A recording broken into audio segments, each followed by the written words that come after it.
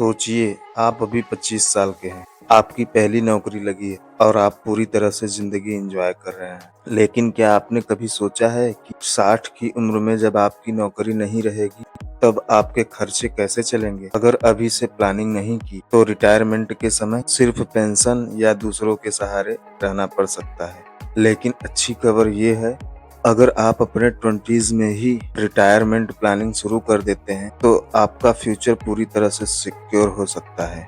आज जो चीज़ 100 रुपए में मिल रही है, वही 30-35 साल बाद शायद 300-400 रुपए की होगी। इसे कहते हैं इन्फ्लेशन। अब सोचिए, अगर आपकी सैलरी बंद हो गई और आपके पास सेविंग और इन्वेस्टमेंट नहीं है, तो आप अपने खर्च कैसे चलाएंगे? इसीलिए रिटायरमेंट प्लानिंग जरूरी है, ताकि बुढ़ापे में भी आपकी लाइफस्टाइल कम ना हो और आप फाइनेंशियल फ्रीडम एंजॉय कर सकें।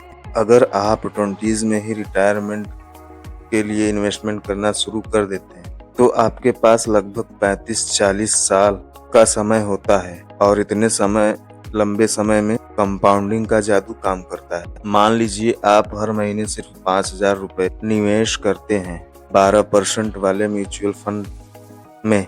40 साल बाद लगभग ये रकम 5 करोड़ रुपए बन सकती है। यही पैसे अगर आप 35 की उम्र में डालना शुरू करें, तो ये सिर्फ 1 करोड़ के आसपास रह जाएगा। यानी जितना जल्दी शुरू करेंगे, उतना बड़ा फायदा मिलेगा। सबसे पहले फाइनेंशियल डिसिप्लिन बनाइए। अपनी सैलरी से कम 20% बचत करना शुरू करें। 50-30-20 रूल अपनाएं। मतलब 50% जरूरी खर्च और 30% लाइफस्टाइल और 20% सेविंग या इन्वेस्टमेंट पर।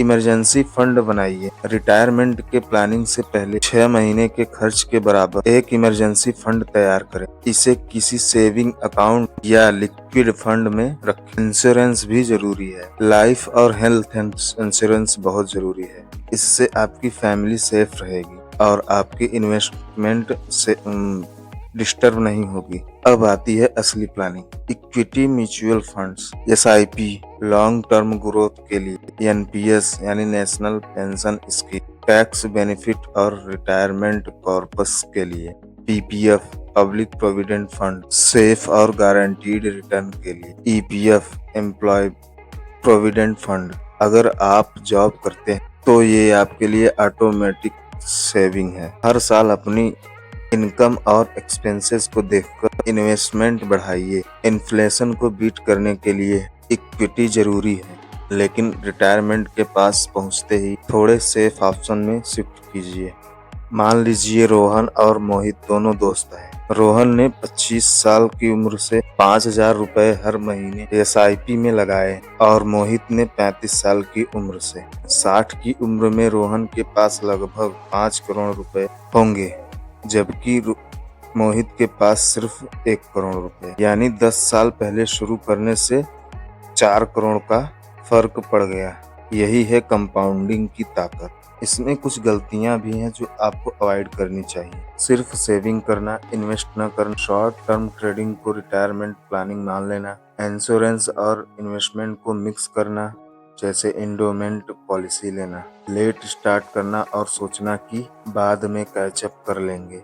दोस्तों, अगर आप अपने 20s में हो, तो लाइफ का सबसे सही समय है रिटायरमेंट प्लानिंग शुरू करने का। याद रखिए, आज का छोटा इन्वेस्टमेंट कल की बड़ी फाइनेंशियल फ्रीडम बन सकता है। तो आज से ही SIP, PPF या NPS अकाउंट खोलें और अपने फ्यूचर को सिक्योर कीजिए। अगर ये वीडियो आपको मददगार लगी हो, तो इसे लाइक और शेयर कीजिए और सब्सक्राइब करना ना भूलें, ताकि हम आपको फाइनेंशियल फ्रीडम की जर्नी में आपको गाइड कर सकें।